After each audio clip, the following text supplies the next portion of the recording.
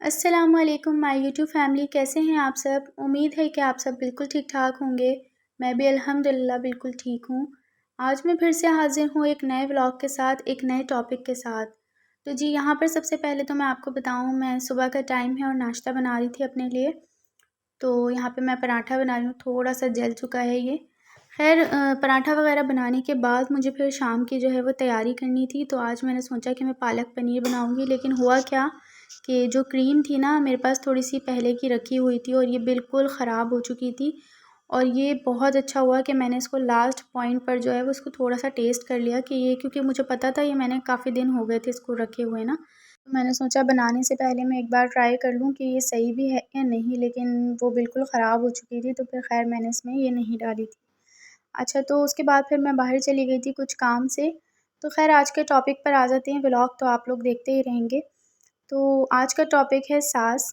कुछ दिन पहले मैंने आपके साथ एक वीडियो शेयर की थी जिसमें मैंने आपके साथ बहू के ऊपर कंप्लीट टॉपिक शेयर किया था, जिसमें बहू के बारे में सारी मैंने जो है डिटेल से बातें बताई थी कि किस तरह से एक बहू की शादी होती है और मतलब कि एक लड़की की शादी होती है ये वो।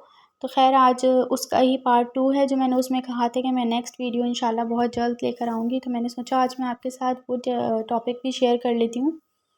तो अच्छा, सबसे पहले तो मैं आपको बता दूँ कि ये टॉपिक मुझे मिल नहीं रहा था बिल्कुल भी कि मैं इसके ऊपर क्या वीडियो बनाऊँ।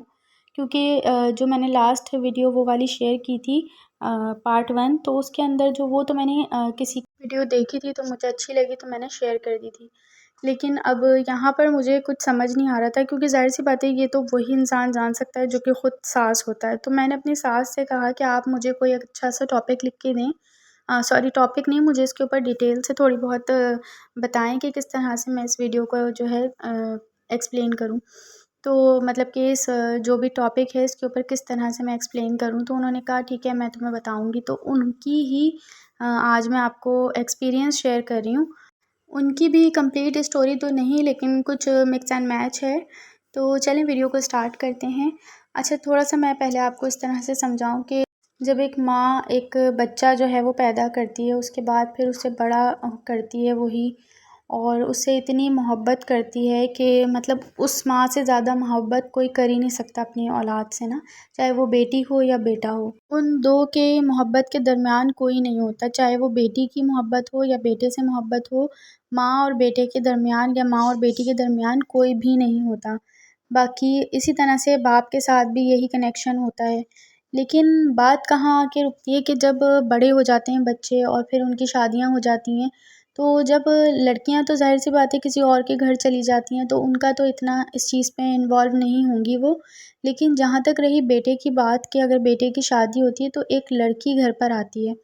और वो जो लड़की घर पर आती है तो वो ये सोच कर आती है कि बस अब मेरी शादी हो चुकी है और अब जो भी है मेरा हस्बैंड वो सिर्फ़ मेरा है, क्योंकि ज़ाहिर-सी बात है उसके ज़हन में यही चल रहा होता है कि बस मैं अकेली आई हूँ तो बस अब मुझे अपने हस्बैंड को मुझे ही देखना है, मुझे ही बिल्कुल टाइम देना है। मतलब उसकी सारी वो जो होती है ना अटेंशन्स वो खुद लेना चाहती है।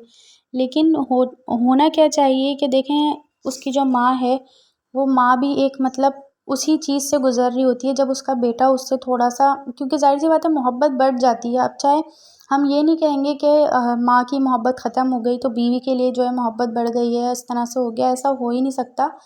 कोई भी लड़का हो, कुछ भी हो, लेकिन मोहब्बत हमेशा बढ़ जाती है।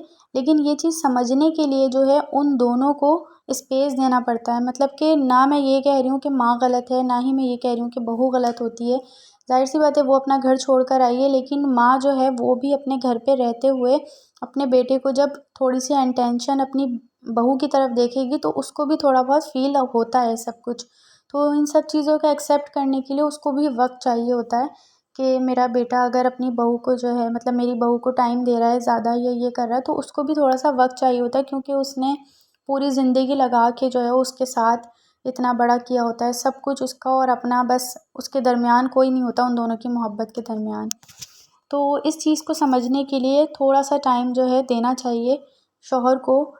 ये सारा जो इसके अंदर किरदार होता है ना वो एक हस्बैंड का होता है, मतलब जो उसका शौहर होता है लड़की का और जो उस माँ का बेटा होता है, ये सब चीज़ें समझने के लिए उसको चाहिए कि वो किस तरह से लेके चले अपने घर को। क्योंकि देखें दोनों तरफ से जो है मतलब कि ये चीज़ है कि अगर माँ उसको एक्सपेक्ट जो चीज़ उससे कर रही हो तो उसे वो भी उनको देना है, और जो बीवी उससे एक्सपेक्ट कर रही हो उसको वो भी देना है। तो ये चीज़ हस्बैंड के ऊपर होती है मेन चीज़, कि उन्हें किस तरह से लेके चलना है, क्योंकि ज़ाहिर-सी बात है मर्द को ऐसे ही अल्लाह पाक ने जो है औरत के ऊपर हाकिम करार नहीं दिया। ऐसे ही औरत के ऊपर हाकिम नहीं बनाया, वो इसीलिए बनाया है क्योंकि उनको बहुत सी चीज़ें जो हैं उनके ऊपर जो चीज़ ज़िम्मेदारियाँ उनको दी गई हैं, जो चीज़ें हैं वो औरत नहीं निभा सकती, बिल्कुल नहीं उठा सकती। वो चाहे कितनी ही इंडिपेंडेंट हो जाए, औरत कुछ भी कर ले, लेकिन मर्द की बराबरी वो कभी भी नहीं कर सकती। तो इस चीज़ को लेके हस्बैंड को चलना चाहिए, जो उस लड़की का हस्बैंड है या फिर उस माँ का जो बेटा है, वो उनको ही ये सारी चीज़ें जो है करनी चाहिए कि किस तरह से हमें लेके चलना है। दूसरी चीज़ ये कि अगर कोई भी अगर लड़ाई झगड़े हो रहे हैं आपके घरों में, या कुछ भी ऐसा है कि अगर सास बहू में झगड़े हो रहे हैं या हस्बैंड वाइफ के अंदर हो रहे हैं, तो ये आपने हमेशा ये चीज़ सोचनी चाहिए कि बीच में लाज़मी कोई ना कोई तीसरा इन्वॉल्व होता है। जब आपके 2 बंदों के बीच में अगर कोई थर्ड पर्सन आके इन्वॉल्व होगा ना, और वो आपके बीच में कुछ ना कुछ इंटरफेयर करेगा, तो मीन्स लड़ाई होनी होनी है, ठीक है? तो ये चीज़ आप लोगों ने हमेशा ध्यान में रखनी चाहिए कि कोई भी तीसरा बंदा आप 2 बंदों के बीच में ना आए, चाहे वो आपकी हस्बैंड वाइफ की लड़ाई हो, उसके बीच में कोई तीसरा ना आए, या फिर आपके सास बहू की लड़ाई में कोई तीसरा बंदा बीच में आ जाए ना, तो लाज़मी लड़ाइयाँ होती हैं। तो ये चीज़ें मैं आपको एक अपनी ही मिसाल देती हूँ कि मेरी अपनी फैमिली है, मेरी माशाल्लाह से जॉइंट फैमिली है जिसमें मैं रहती भी अभी आई हूँ। अब तो ख़ैर मैं दुबई में अकेली रहती हूँ, लेकिन शारजा में, लेकिन ये है कि जब मैं वहाँ रहती थी पाकिस्तान में, तो हमारी पूरी एक जॉइंट फैमिली है। माशाल्लाह से हमारे 17 पर्सन हैं एक घर में बच्चों समेत, ठीक है? और माशाल्लाह माशाल्लाह से अल्हम्दुलिल्लाह सब हमारी जो है फैमिली साथ रहते हैं। 5 हम बहनें भाभियाँ हैं, मतलब कि 5 बहुएँ हैं, और एक मेरी जो है वो मदर इन लॉ हैं, फादर इन लॉ हमारे नहीं हैं। लेकिन मैं आपको सिर्फ़ एक छोटी-सी मिसाल दे रही हूँ कि हमें माशाल्लाह से मुझे 5 साल मैं वहाँ रह के आई हूँ, और मुझसे पहले की भी मेरी 2 भाभियाँ जो हैं वो तकरीबन 12 साल उनको उस घर में हो चुके हैं। लेकिन अल्लाह का शुक्र है, अल्लाह का लाख-लाख शुक्र है कि कभी हमारे घरों में इस तरह की चीज़ें नहीं होती कि मतलब कि लड़ाई झगड़े इस तरह वाले नहीं होते कि सास-बहुओं में लड़ाइयाँ झगड़े हो रहे हैं इस तरह के। हस्बैंड वाइफ में तो देखें 10 तरह की बातें होती हैं, हर हर घर में छोटी-मोटी बातें होती रहती हैं। लेकिन बात ये होती है कि अगर कोई तीसरा बंदा अगर आपको इन्वॉल्व हो रहा है ना उसमें, या कोई ऐसी चीज़ है, तो आप लोगों को सोचना चाहिए कि हम इस चीज़ में हम इतना रिएक्ट कर रहे हैं, अगर लड़ाई झगड़े हो रहे हैं तो क्या ऐसा है भी या नहीं? तो इस तरह से जब मिल के डिस्कशन होती है ना बात के ऊपर, कोई भी चीज़ होती है, तो वो चीज़ कभी भी फिर लड़ाई झगड़ों में बदलती नहीं है, वो फिर मसले हल हो जाते हैं। तो आप लोगों को भी ये चीज़ सोचनी चाहिए, और जहाँ तक मैंने अपनी आँखों से जहाँ तक लोगों को देखा है, जो चीज़ मैंने खुद ऑब्ज़र्व की है, वो मैंने यही की है कि हमेशा 2 बंदों के बीच में कभी किसी तीसरे को नहीं आना चाहिए। अगर कोई तीसरा आएगा तो लड़ाइयाँ लाज़मी होनी होनी है।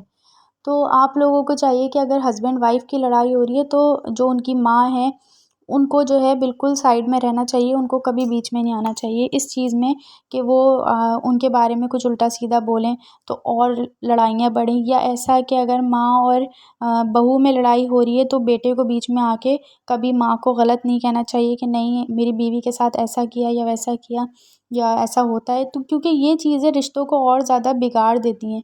तो ऐसी चीज़ बिल्कुल नहीं होनी चाहिए। ये चीज़ सारी जो है वो हस्बैंड के ऊपर मैं कहती हूँ कि उनका ही किरदार है इस चीज़ के अंदर। जो शौहर होता है ना, वो ही लेके चल सकता है हर तरह से, क्योंकि उसको बहुत सी टेंशन्स होती हैं, सब कुछ हस्बैंड को होता है, वो हम मानते हैं कि उनको जॉब की भी फ़िक्र है, उनको अपने बच्चों की भी फ़िक्र है, उनको अपनी मदर की भी फ़िक्र है, अपने फ़ादर की भी फ़िक्र है, अपनी बहन-भाइयों की भी, हर किसी की उनको फ़िक्र है, सब कुछ है, ज़िम्मेदारियाँ हैं उनके ऊपर। लेकिन इन सारी चीज़ों को भी उसे ही मैनेज करना है, क्योंकि देखें जो लड़की आई है वो अब उसके घर को नहीं जानती, और जो उसकी माँ है वो अपनी बहू को नहीं जानती कि वो किस मिजाज की है, किस तरह की है। तो उन दोनों को लेके ही चलना उसके शौहर का काम होता है, क्योंकि उन दोनों को स्पेस की ज़रूरत होती है, कि उसकी माँ को भी स्पेस चाहिए होता है, क्योंकि वो भी एक मोहब्बत से सब चीज़ इस तरह से उसको पाल पोस के इतना बड़ा किया, उनके लिए इतनी कुर्बानियाँ देती हैं, सब कुछ करती है एक माँ अपने बच्चे के लिए, और फिर जब वो शादी होने के बाद बिल्कुल अपनी बीवी के अंदर वो हो जाता है कि नहीं बस अब जो भी है मेरी बीवी है, तो वो चीज़ फिर माँ के लिए भी बड़ी अज़ियतनाक चीज़ होती है। और ये मैं खुद मतलब कि आपको मैं बिल्कुल सही बात बता रही हूँ, जो लोग ऐसा करते हैं उन्हें एक दफ़ा ये चीज़ सोचनी लाज़मी चाहिए, क्योंकि जो माँ का दर्जा है वो कभी भी बीवी नहीं ले सकती, चाहे कितना ही कोई अच्छी लड़की हो, बुरी लड़की हो, या कितनी ही अच्छी बुरी माँ हो, कुछ भी हो, लेकिन जो माँ का दर्जा है वो कभी भी उसकी बीवी को नहीं मिल सकता। क्यों नहीं मिल सकता है? क्योंकि उसकी माँ ने किस मुसीबत से, किस मुश्किलों से, किस तरह उसको जो है पाल-पोस के उसको बड़ा किया होता है, सब कुछ किया होता है उसके लिए। और उसका जो है पूरा हक़ है अपने बेटे के ऊपर कि अगर वो कुछ भी है वो अपने बेटे से कह सकती है कि मुझे ये चीज़ की ज़रूरत है या कुछ भी है, चाहे माँ के पास कुछ है या नहीं है। अगर आप अपनी बीवी के लिए लेकर आ रहे हैं ना, तो आपको पूरा हक़ है कि आप अपनी माँ के लिए भी लेके आएँ, आपकी ज़िम्मेदारी है कि आप अपनी माँ को भी वो चीज़ ला कर दें। क्योंकि माँ चाहे कितनी अमीर हो, कुछ भी हो उसके पास, चाहे वो खुद कमाती हो, ना कमाती हो, या उसको उसके हस्बैंड इतना देते हों, कुछ भी हो, लेकिन आपका पूरा हक़ है फिर भी देने का। और इन बीच के अंदर अगर आपको कहीं पर झूठ भी बोलना पड़े ना, कि अगर लोगों की खुशी के खातिर के अगर लड़ाई झगड़े हो रहे हैं, अगर सास-बहू में या किसी भी वजहों से अगर उनके मिज़ाज नहीं मिल रहे हैं, तो आपका पूरा फ़र्ज़ है कि आप उसको ख़त्म करने के लिए अपनी तरफ से खुद कोशिश करें। ये हस्बैंड के लिए मैं कह रही हूँ कि ज़्यादातर उन लोगों में ऐसा होता है कि अगर कहीं माँ नहीं समझती कि कुछ चीज़ें कहीं बीवी नहीं समझती, तो आप उनको समझाने के लिए इस तरह का अपनी तरफ से थोड़ा बहुत झूठ बोल सकते हैं कि नहीं मैंने जो है बस समझा दिया है, अब ऐसा नहीं होगा। या अपनी माँ को समझा दें कि नहीं मैंने अपनी बीवी को समझा दिया, अब ऐसा कुछ नहीं होगा। तो ये चीज़ें जब हस्बैंड करते हैं ना, या कुछ बातें ऐसी होती हैं जो ना बताने वाली होती हैं, ये चीज़ मैंने अब जाके समझी है, पहले मैं बिल्कुल ऐसी चीज़ें नहीं समझती थी। ये कुछ चीज़ें अगर छुपी रहें और ना बताई जाएँ ना, तो उसमें ज़्यादा भलाई होती है, क्योंकि हर बात जब हम हर किसी से कर लेते हैं ना, हर कोई हमसे शेयर करता है या हम कुछ कर लेते हैं, तो फिर इस तरह से ना लोगों के दिलों में बस फिर वही चीज़ें बैठ जाती हैं कि अच्छा ऐसा है, वैसा है। तो आप कोशिश किया किया करें, हस्बैंड को ये चाहिए कि अपनी माँ की तरफ कोई ऐसी बात हो जो बीवी को ना बताने की हो, तो वो कोशिश करें कि वो ऐसे हो जाएँ कि उनको पता ही नहीं है। या कोई बातें ऐसी होती हैं कि जो बीवी की तरफ से ना बताने वाली हों, तो वो उनको खुद मैनेज करना चाहिए कि नहीं मुझे ऐसा कुछ नहीं हुआ, या इस तरह की चीज़ें। तो इस तरह से जो उनके दिलों में फ़र्क पड़ता है ना, वो बिल्कुल पड़ ही नहीं सकता। तो ख़ैर वीडियो को यहीं पे एंड करते हैं, वीडियो बहुत ज़्यादा लंबी होती जा रही है, तो मिलेंगे नेक्स्ट वीडियो में। अगर थोड़ा-सा भी कुछ भी पार्ट इसमें पसंद आया हो आपको, या कुछ समझ आया हो मेरी इस वीडियो से, तो ज़रूर इसे लाइक कर दीजिएगा, और चैनल पे न्यू है तो लाज़मी सब्सक्राइब कीजिएगा। मिलेंगे नेक्स्ट वीडियो में किसी अच्छे से टॉपिक के साथ। अल्लाह हाफ़िज़।